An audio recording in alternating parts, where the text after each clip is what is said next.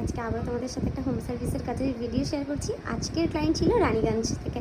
না, আমি রানীগঞ্জ যাইনি, তবে দিদি এসেছিলো রানীগঞ্জ থেকে, আর দিদির লোকেশন ছিল বারাসাত আজকের।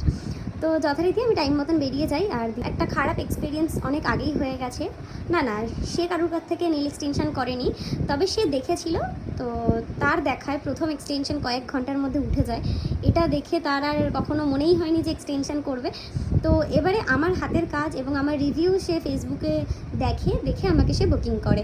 যথারীতি আমি যাওয়ার পরেও তার মনে একটু আধটু ভয় ছিল যে নেলটা টিকবে কি না, কী বৃত্তান্ত। সেই সমস্ত কিছু দেখার পরে তিনি আমাকে বুকিং করেছিলেন। আর আজকের বুকিংটা ছিল তার বোনের বিয়ের জন্য। ব্রাইড এবং তার বোন দুজনেই এক্সটেনশন করেছিল, আর দুটো এক্সটেনশনই টেম্পারি এক্সটেনশনের উপরে হয়েছিল। তো আজকের এই দুটো কাজ তোমাদের কেমন লাগলো অবশ্যই জানিও। রিভিউ দুটো অবশ্যই শেয়ার করবো খুব তাড়াতাড়ি, পেজটা ফলো রাখতে হবে তার জন্য।